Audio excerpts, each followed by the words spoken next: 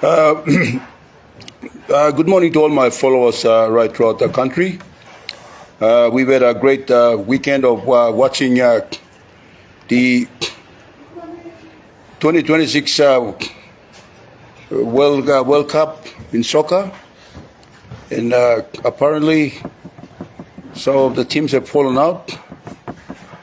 And, well, my favorite team, the French, are still in there. And why I favor France, because they have a lot of black men like me playing in the game, so why should I not be happy? Anyway, and that goes back to the question of the defense Puk-Puk Treaty between Australia and Papua New Guinea, brought about by the lunacy of James Marape and his disgraced defense minister, Dr. Billy Joseph. Now, I do not know as yet whether this particular treaty got the NEC approval, and whether it got the whether a special law was created in Parliament to allow our youths to join a foreign force and become citizens of Australia. Now, we are very familiar with the Defence Force Act, Section 206, which allows Australia, that's our ally, to visit and to do joint operations, training exercises to improve the capacity and the capabilities of our defense force. And also we have a standing bilateral agreement with the U.S. Army, where they come in to use set up bases and all that. Now, my question is, did Marape get the concurrence of the people of Papua New Guinea through the representatives in Parliament to go about signing the Puk-Puk Treaty? Now, if Marape doesn't know his history, let me just point out, the British have been ruthless in engaging foreign personnel, especially in India and Africa. In Africa, they call them the King's Rifles. And in India, they did very much to engage Indians to fight foreign wars. Not fighting on their own soil, but foreign wars. And that practice has continued. And recently we've seen a lot of interest in the United States of America and the Allied forces, including Australia, who've shown a keen interest to build military connections with us by coming through with the under the guise of the football diplomacy.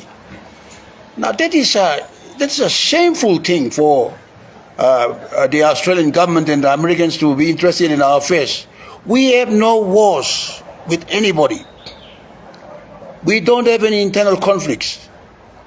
The Bougainville Rebellion had been put down, and we are on the verge of granting Bougainville independence. And we accept it. And likewise, if anybody else in this country wants to be independent, so be it. This is how far we have come. Now, the European madness about war must stop. It must stop. You brought this disease everywhere. You brought it to India, you brought it to Asia, you brought it to Africa. You divided Africa up, you made them fight wars so that you could divide and rule.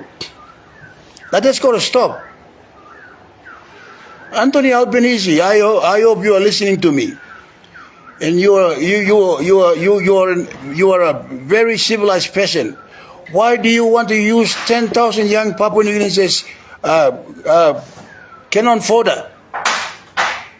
They are our children. If you want to recruit anybody, and if Marape wants to give his children to war, Marape should send his sons, and Dr. Billy Joseph should send his sons to war. I don't want my son to go and fight your foreign war. Those days are over, Anthony Albanese. And you are now encroaching into our sovereignty. You should leave us alone. All right? Don't get us involved in your conflicts. When you fought us, when the Allied forces fought the Second World War, we had no say in that. We didn't even exist as an independent nation. We were just a colony. And even as a colony, we sacrificed our men on both sides, fighting on the Japanese side and fighting with the Allied forces. And this was not our war. And we suffered the casualties. You've done immeasurable destruction to our environment. And you have not even compensated up till this day. And now you are pushing for us to give you 10,000 of our children. And what are you going to do with them? If you decide to fight a war with China, you're going to send our children to the front. And they will be wiped out like chicken fodder. Now, I don't know if, I don't blame James Marape. I don't think he has any idea about the history of wars in this country, in the world. But look at China, and look at what China is today.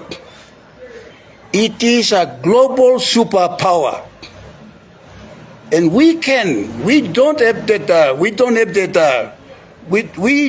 should not try to intimidate China just because the Australians are getting us to the forefront, tossing the bloody rugby ball at us and telling us, mate, you can play rugby in Sydney.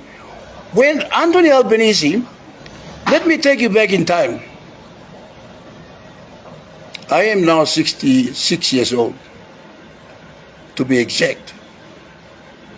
And we had some rugby league heroes in the 60s and 70s who could play better football than the Australians. You remember the under-18 schoolboy side that went into New South Wales and won every game barefooted? We were rugby players then, and you never allowed us to play rugby in Australia. What a shame. You are just another racist bigot. And now you are telling us that we'll give you rugby, we'll take you into NRL in 2008. And you're making a commitment of $600 million that we haven't seen. And before we even set foot in Australia, you've already signed a deal to engage 10,000 of our children in your war. Now, this is absolute madness. And let me tell you, Mr. Albanese, Prime Minister Albanese, Marape may be a small boy, but I am not a small boy. And there are Papua New Guineans like me who will rise up to this occasion.